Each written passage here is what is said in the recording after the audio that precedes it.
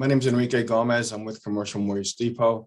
Today, we're going to have a panel discussing the cannabis industry in New Jersey and basically throughout the country. With me, I have Ken Rose. He's an attorney in Passaic, New Jersey for over 40 years. He's also been involved in the cannabis industry for the last 3 years.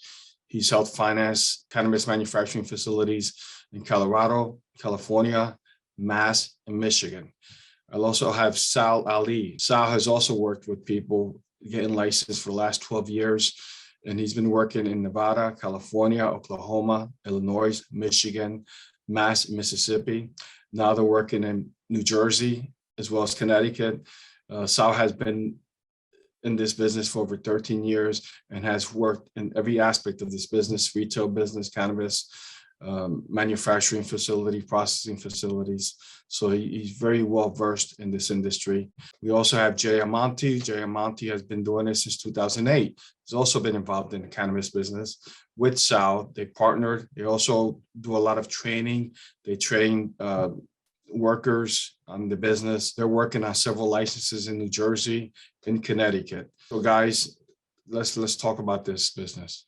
I'm going to start it off because I feel very honored to be with all of you today. And I want to thank you again, Enrique, for this continuing series of discussions about the cannabis industry. And the excitement, of course, is now been developing since December the 15th.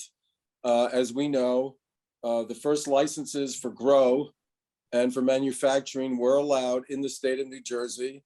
And we have our licensing experts with us, Jay Almonte and Sal Ali, who are prepared to work together with us and with clients that are interested in pursuing these licenses and license applications in New Jersey. Now we are coming up to a very important time frame as well.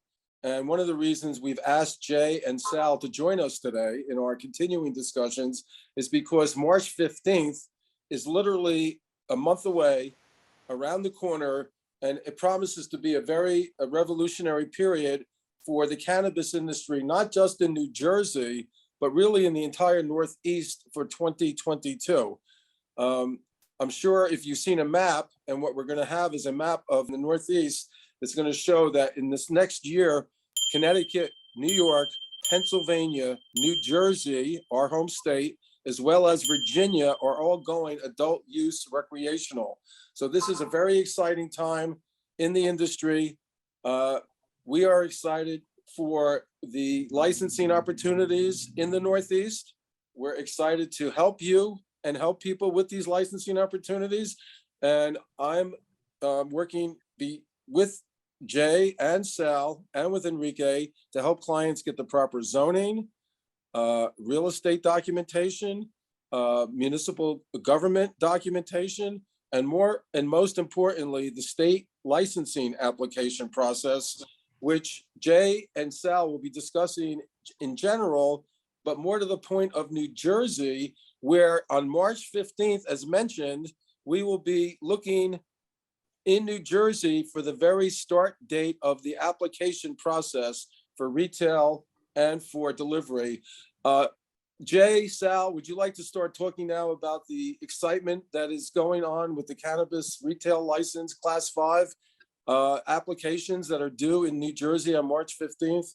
And would you tell us exactly what people have to be doing and thinking about when they come to you, come to me, and come to Enrique for their needs when it comes time for the licensing application in New Jersey? Jay. Hey guys, thank you so much for having me this great panel. I'm one half of Mid-Atlantic Consulting. My partner Sal Ali, which has the West Coast operations in Nevada right now, sitting on the seminar as well. I want you guys to welcome him as well. And Enrique, thank you so much.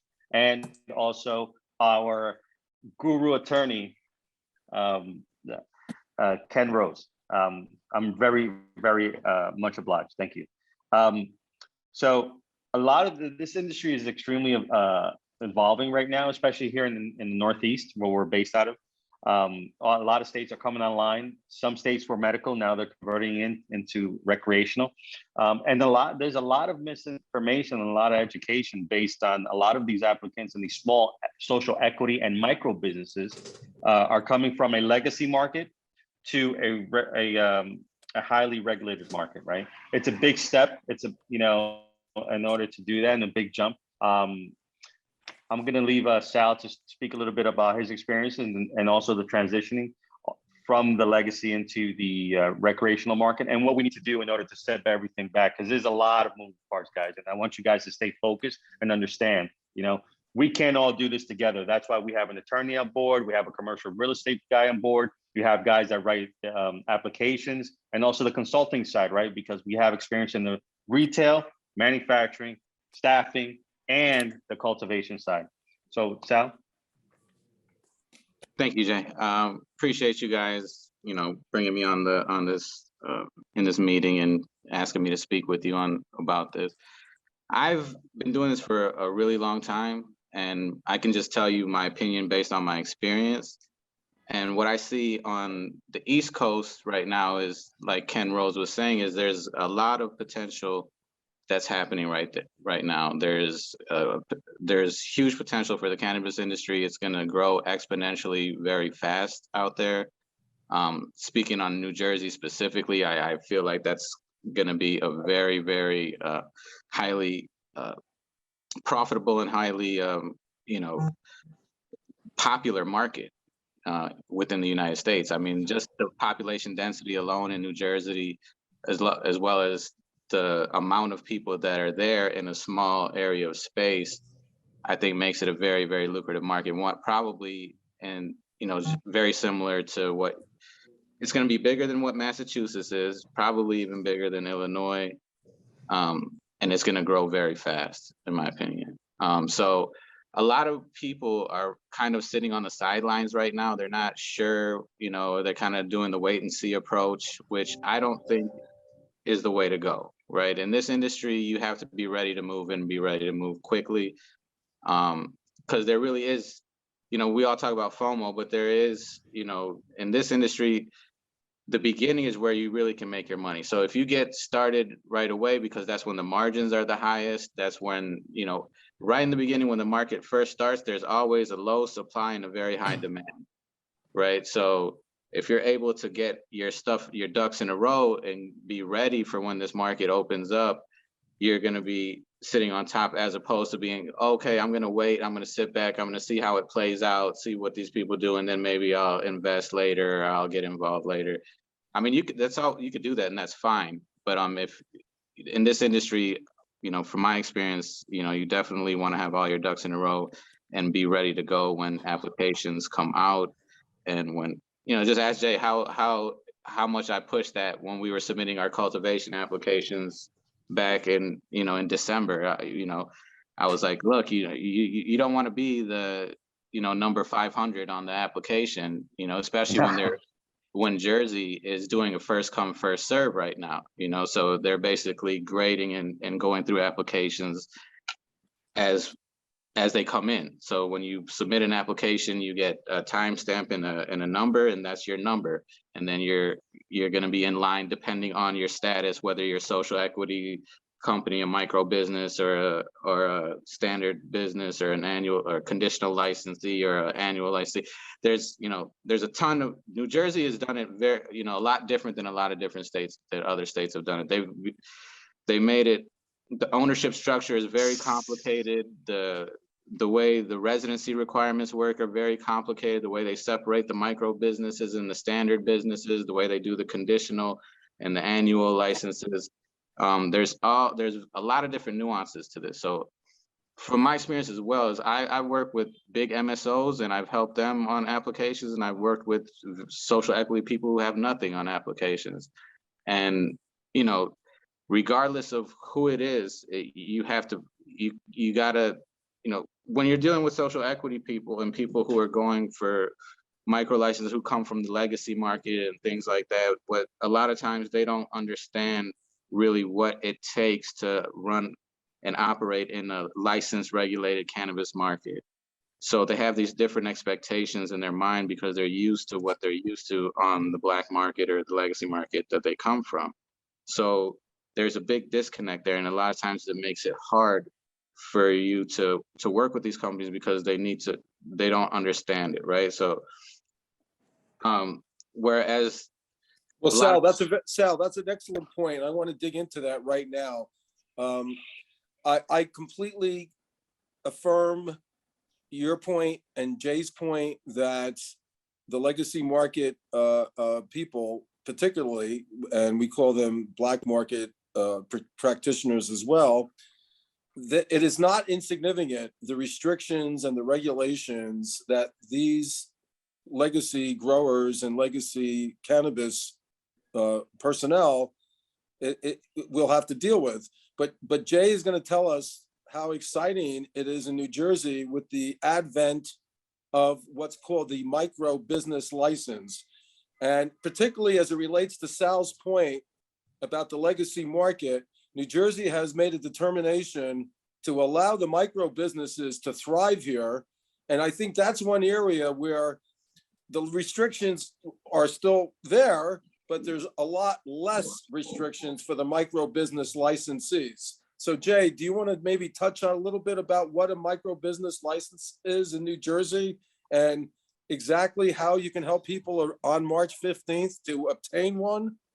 The beautiful state of New Jersey, our garden state, has implemented these great rules and regulations to kind of shelter, right, the local market and their local citizens from having these big publicly traded companies come in and just soup everything up. They implemented a micro business. So a micro business limits you in space, but it also limits you in retail sales, but it's also good. So Jay, what is that limitation on space? It's 2,500 square feet. Is that correct? So yes, correct. 2,500 square feet. That's your whole operation on the retail side. It has to have office space, floor space, bathrooms, the cage, wherever you hold all your information and stuff like that. So in the case of a dispensary for a micro business, the dispensary cannot be greater than 2,500 square feet of the operating space. That's what the state's going to look at, correct? Correct. Of the lease space of the. Right. And also the business cannot have more than 10 employees. Is that correct? That is correct. So how long, so I want to come to you, Jay, and I want you to get me a micro business license. How long do I have to stay with that micro business license in the state of New Jersey? That's something that people might want to know. If I want to expand, can I expand? Yes, you can expand after 24 months. We could apply for an expansion license. Yes, okay. That is correct, Ken. Right. So the whole gist of this is start small, get your feet wet, right, into a highly regulated industry, and then expand, right? So, and there's a lot of, you can't have more than 10 employees, you can't sell more than 1,000 pounds of cannabis or tinctures. So let's talk about this in detail, because New Jersey has really made a determination to try to have the small entrepreneur, and Enrique and I spoke about this at our last webinar. The New Jersey's got a very strong policy and motivation to get small businesses into the cannabis space, despite the fact that, as you mentioned earlier, the large multi-state operators called MSOs have greater cash abilities. The state has said that we want these micro businesses to be New Jersey residents. Is that correct? So that is correct. So if I want to open in New Jersey open up a micro business, I have to be a New Jersey resident, and I believe I have to have resided here in the last 2 years. Is that correct? Well, yes, correct. Okay. You have to retain 51% ownership as well, right? The majority in voting rights need to be retained for a New Jersey resident. But I think it goes one step further, Jay, and you're my expert on this. Doesn't the micro business employer have to be a resident of that locality? So if I want to do a grow in the city of Passaic, where I'm sitting right now, and I want to do a micro business grow in the city of Passaic, don't I have to have at least 51% of my business come from the city of Passaic, of my employees, or just the ownership? For a micro business, you have to have, it's the way the law is written, it's a little ambiguous, but it says 51% of the total persons involved in the business, That's right. including all employees, managers, That's right. owners, That's etc. right. That's exactly right. So it doesn't necessarily mean that everyone has to be there, but 51% has to have, 51% of the total has to be from there. That's my understanding as well. Right. And then as far as grows for the micro business, Jay, you were telling us there's also limitations on the amount of plants you can grow. Is that right? For a micro business? Right, So correct. It's the same limitation as 2,500 square foot of operating space. For retail space. No, and also for manufacturing and also for cultivation. That's the whole gist of the micro businesses, the 2,500 square foot space. There's 1,000 pounds, or how much was that? Yeah, Enrique is correct. Wait, let me. My understanding is the micro business grow is limited to 1,000 pounds, 1,000 plants, cannabis plants per month. Is that your understanding, Jay and Sal? No, that's not my understanding. My understanding is that the plant count is unlimited. From my understanding is the plant count is unlimited, but the square footage of canopy space is 2,500 square feet, and you can't exceed that. And the total facilities operating space, again, can't be more than 2,500 square feet, but you can't. I think for cultivation, it's 20. How do they measure that? Do they do it by height? No more than 24 feet, my understanding? Well, the height of the facility cannot be taller than 24 feet, right? So what they're saying is that the total facility also has to be 2,500 square feet, but also your canopy of grow space cannot be over 2,500 square feet. So. And is there a limitation, and Jay and Sal, is there a limitation for pounds on the micro business grow? Not on grow, on the manufacturing there is. On the manufacturing there's. And the retail. And retail. Correct. So Jay, tell us about some of the opportunities between the micro business and the social equity and the impact zone benefits that New Jersey is allowing the small entrepreneurs to, once they get into this regulated market. New Jersey is trying to make it easier for the smaller entrepreneur to compete with the big capitalized entities.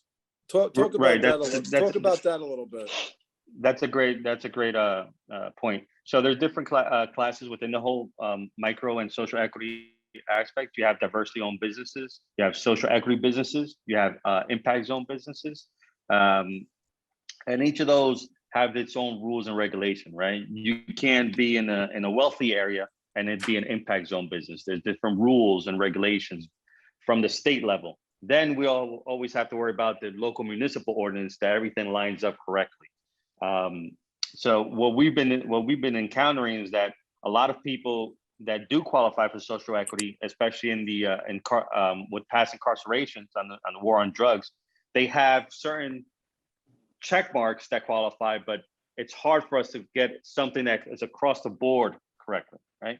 So they might have been arrested twice or one time, not two. They might have been arrested one time with cannabis, the other thing with another something else, right? A possession charge or anything else. So it doesn't qualify off that. But then we have to go down and trickle it down to see if, okay, do we form this business as a diversity owned business? Is it MBWE certified? Some of the things too, like a lot of these people that qualify for social equity, they may not have tax returns. That's a requirement to submit for the state. Like they may not have done taxes last year or the year before, or they may owe something to the state or the whatever, and that may disqualify them. So there's a lot of definitely nuances, but there's a lot of opportunity for people, for micro business that New Jersey has created in this industry that other states have not done, if it's done properly, right? If you go through the proper steps, do it the right way, and you're able to obtain one of these licenses, then you're definitely, there's definitely huge opportunity there for micro businesses. Because again, like you said, it's 24 months, 2 years goes by like it's nothing. And then you can upgrade your canopy. You can grow just as much as the big guys or the little guys. 1,000 pounds a month of retail selling cannabis is a lot of cannabis to sell. You know what I mean? You can make a lot of money. It is. So that's including the cannabis and the candies, the gummy bears, everything's included in 1,000 pounds when they do it, or they're just, You know how's what? that I break don't down? want to, without looking at the regs, I don't want to say the wrong thing. So I off the top of my head, I am not 100% sure. I believe it's 1,000 pounds of usable cannabis that would include everything besides flower. So that would be my understanding. But I want to talk more about these micro businesses because Jay, this is exciting in New Jersey, and this is all happening by March 15th. Can you be a micro business and not be an impact zone, or can you just be a micro business? Yes. Yeah, Is you it could- better? you could- Is it better if I come to you as a micro business? Can you include me as a woman-owned business and a micro business and an impact zone business? Can you do that for me? Yes, Yeah, of we course. can. Yes, of course. Okay. Yes. Well, yes. that's very important to tell Yeah. people that Yes. you know you have the state is looking at women-owned businesses. The state, I think, I don't have an exact percentage, but I know there's a set aside. So the state actually is looking for women applicants, minority applicants, impact zone applicants, and these can all be included in the smaller application process of a micro business license. Is that correct? Right. That is correct. That's correct, Ken. So basically, I New want Jersey's people to understand is, I want people to understand that a micro business is it's a beautiful word, micro, but it's only it's really a small business. That's all it is, right? Through our past experiences, we know how to line everything up. Whether you're a woman, whether you're African American, whether you're minority, whether you're LGBT, okay, that's also diversity owned business, right? If you want to make your micro business only a woman, retail store, right? That's another thing. If you want to women have only an business, right? right, that's your thing, that's your niche, right? That's to empower the female sex. That's great, So we always want an opportunity to diversify the industry, which is very, very important. And I think Sal can talk a little bit about this because he's out on the West Coast, right? The West Coast from Colorado to the Pacific, it's been like the forefront of this. And Jay, on this point, which is important because people are going to be coming to you and to me and to Enrique and maybe to a lesser extent Sal after this video, and they're going to want to know, hey Jay, I heard about this micro business license, but I am a veteran. Does that help me? And the short answer is yes. Yes, it does help you. If you're a veteran and you're looking for a micro business license, that's precisely the kind of candidate that the state of New Jersey is looking for. Am I right? That is correct. The way the state does it is they're prioritizing those applications, right? That's right. So social equity is prioritized first. Then after that is going to be the diversely owned businesses, which include women-owned, which include minority-owned, which include veteran-owned, which include those. And the more of those that you have, the higher in priority you are. And then after that, it goes to impact zone. So the next would be impact zone if you're from a certain area. That also would be prioritized as well. And then so by example, Jay and Enrique, it would be my understanding that where I'm sitting in Passaic would be an impact zone because Passaic has historically has cannabis crimes and crime rate and unemployment. And so if we have an impact zone applicant for a micro business in Passaic, and it fits the license types that the city of Passaic is allowing, that would be deemed a priority, would it not? Yes, it would be prioritized by the state as far as them reviewing your application ahead of others. So I'm recommending that people contact Jay, contact Sal, contact my office, Ken Rose Esquire, contact Enrique Gomez at Commercial Mortgage Depot, because the time is now. And one of the very significant things that Sal mentioned earlier was that despite the fact that there are a lot of restrictions to get into this new highly regulated market, despite that fact, we have this golden opportunity for people to enter the market now, on or before March 15th to get these applications in. So this is your time to make your inquiries, make your requests, see if you're interested in this exciting industry, because unfortunately, it is very heavily regulated, but as both Sal, Jay, and Enrique and I have all said, once you get past those restrictions and you are in this new marketplace, you have a very good opportunity to make people's lives very broadly better, and also increase your own ability to help people by having a successful cannabis business. I had a quick question. What's the difference between the growth and the manufacturer? You guys kept saying them separately. A grower cultivates, so like a grower is the one that actually grows the cannabis, right? So a cultivation, where a manufacturer processes it into different products. So Right. a manufacturer makes it into edibles, a manufacturer can make it into concentrates, into vape carts, and into those things. A grower typically just grows and sells. Growing the weed, okay. He grows the flower. That's right. And the grower doesn't get involved in the manufacturing of anything. They're just growing and selling it, or they could do both. I mean, you can have both of those licenses, but they're separate licenses, right? So Yeah. the grower technically can't do that, but if they also hold a manufacturing license, then yes, you can do that. Yeah, and it's and guys, I wanna make something clear that there's a misconception with the people, right? A lot of people want to come into the industry and say, hey, I want to grow, but the person that grows can't retail it, okay? And these rules are set in place for that, right? The guy that grows has to either sell it to a manufacturer or a manufacturer. From there, they create whatever they want to do, right? Then it goes into a wholesaler or distribution level. Then that distributor wholesaler then goes ahead and sells it to the retailer. The reason that this is like this, okay, is because there's a 2% tax on every step of the way. This is how the state makes money. This is the regulation part, right? A lot of people don't understand. And they ask, oh, well, I can set up shop here and then, for example, be in Atlantic City growing, and then I can retail it in I don't know, Paramus, for example, right? No, it doesn't work like that, And I need to have, people understand this, and it's part of our educational level, right? That of being in this market, then we need to have people understand how the business works. This is a business. Jay, you were very active on the first go round of licensing application deadlines for the grows, which were back in December, a little over a month ago. Would you care to give some information about how many people applied and showing the competitiveness and the excitement and the robustness of this market? So this is a race to the finish, guys, right? So it's first come, first serve, right? As long as you get that queue number is what's important. Get your stuff in.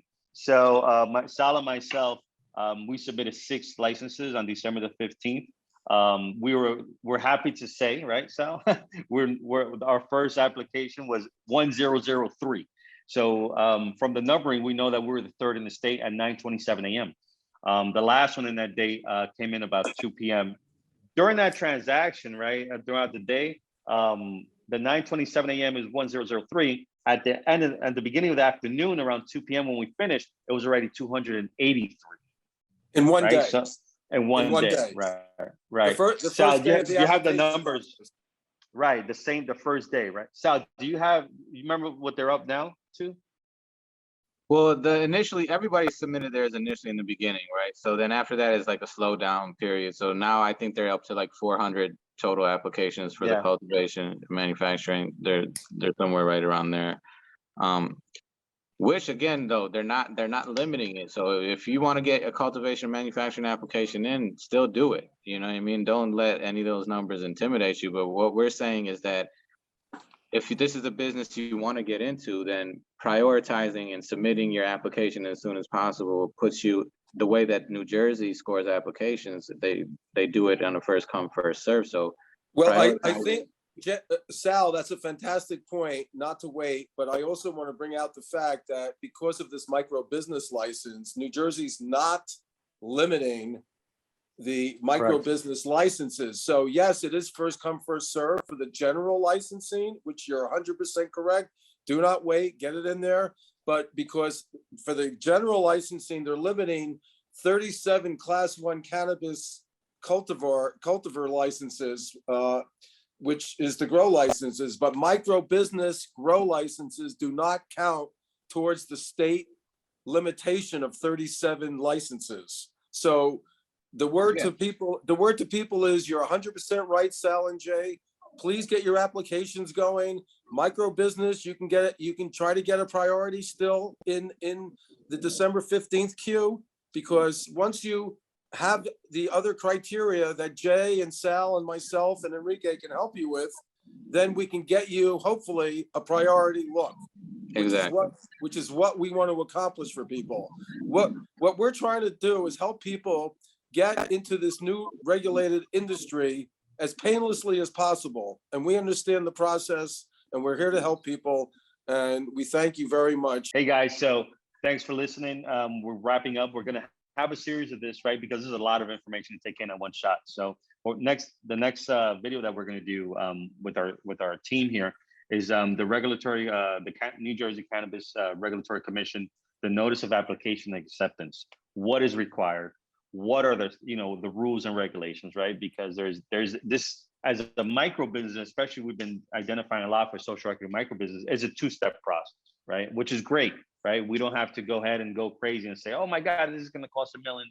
No, this helps reduce a lot of the liquidity that's needed up front, right? We're gonna need some, right? Because everything, fees there are fees in the state, and then there's also fees in the municipality level. So we want to clear that up and make sure that it's an even playing ground for everyone, right? And we want to let you guys know, that Enrique, Ken, Sal, myself, we're a great team. We're here on board, right? We're here to answer questions if you guys need it, because there is a lot of questions to be asked. And we want to work with you guys, right? So we're here. Let us know how we can get in, if you need to get in touch with us. Well, I want to thank everybody for today, and tell everyone that we will have more specific instances of the application details that have to be filed, and exactly how to start doing these applications. You have many questions, I'm sure. We're here to help you answer them.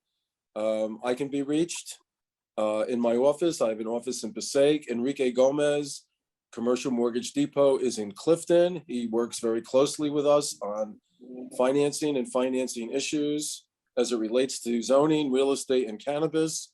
And Jay and Sal are here to really implement the licensing process with my help and Enrique's help to get people licensed so that they can enjoy the fruits of this new exciting career and industry. Thank you very much. I also want to say that, if anyone needs to reach out, we're at www.mycannalicense.com.